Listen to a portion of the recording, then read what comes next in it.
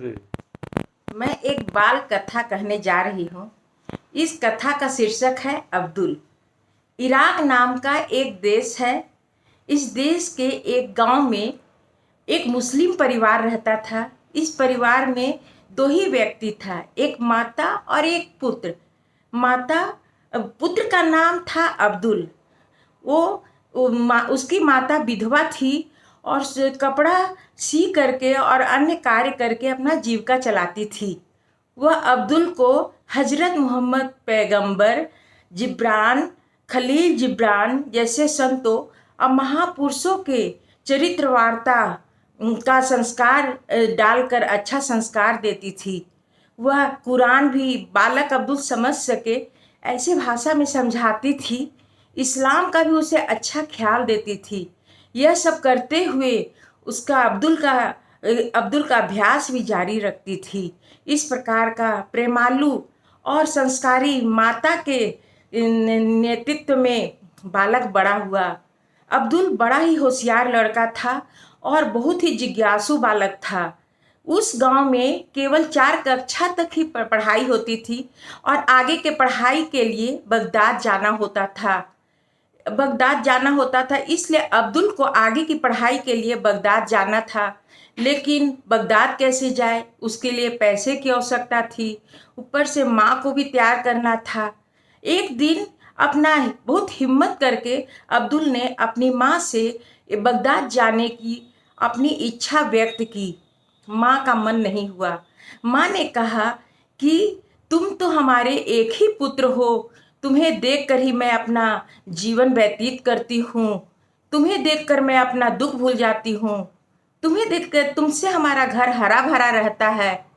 बच्चा ने कहा कि माँ, तुम जो भी कह रही हो सत्य कह रही हो, पर तुम जो हमें महापुरुष का जीवन वार्ता सुनाती हो, तुम हमें जो अच्छा महापुरुष बनने की प्रेरणा देती हो, यदि मैं शिक्षा ग्रहण नहीं करूँगा, यदि आगे ज्ञान प्राप्त नहीं करूँगा, तो मैं महापुरुष कैसे बनूँगा।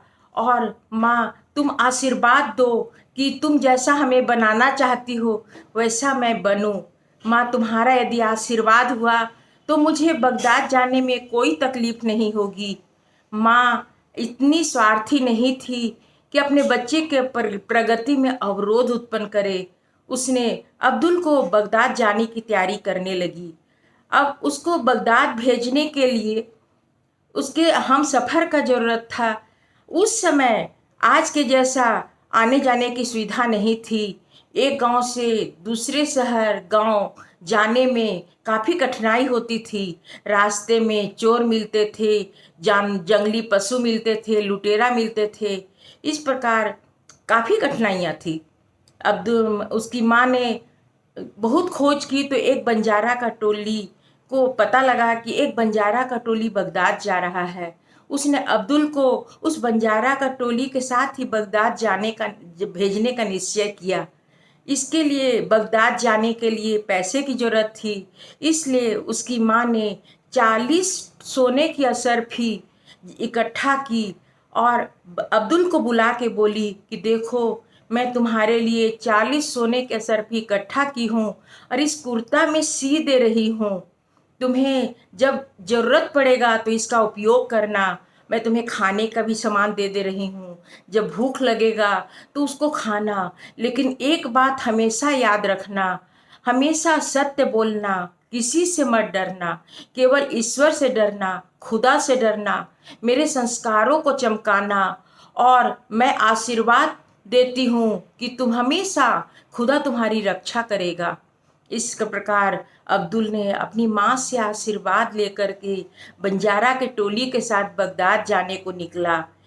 बगदाद जाते समय एक गांव से दूसरे गांव जाते वक्त रास्ता में रात हो गई।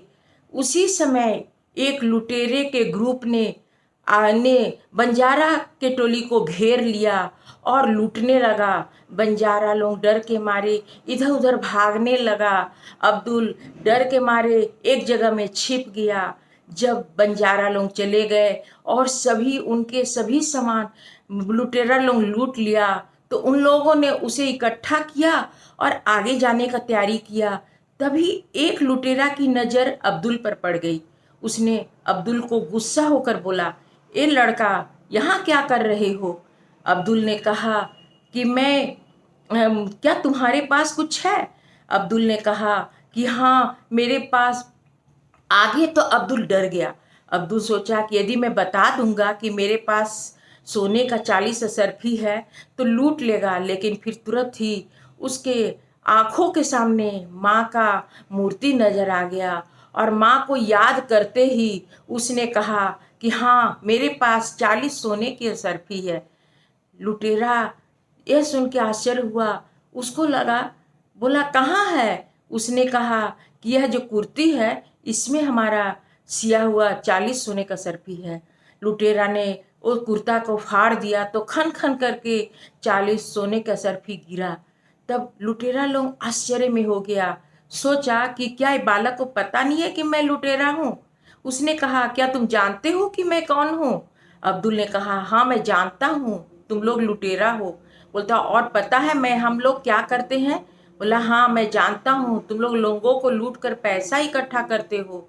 उसने कहा कि जब तुम जानते हो कि मैं लोगों को लूट कर पैसा इकट्ठा करता हूँ तो तुमने हमें क्यों बताया कि तुम्हारे पास 40 सोने की असरफी है?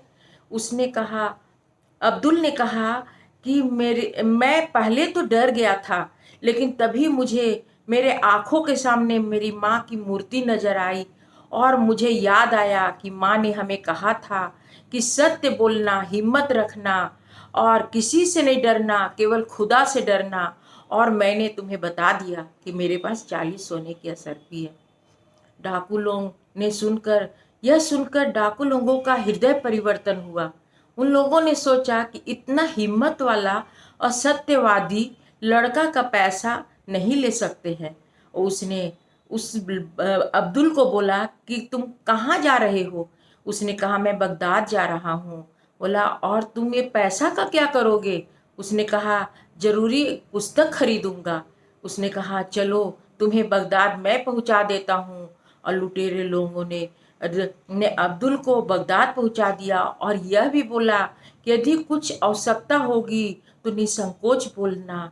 और इस प्रकार अब्दुल बगदाद पहुंचा और वहाँ उसने अपनी शिक्षा शुरू की और सफलता प्राप्त करते गया और एक दिन वह देश का महान संत बना। यदि आपको यह कहानी अच्छी लगी हो तो लाइक और सब्सक्राइब अवश्य करिएगा, ताकि आगे भी इसी प्रकार अच्छी कहानियाँ सुनने को मिलती रहे। जय योगेश्वर।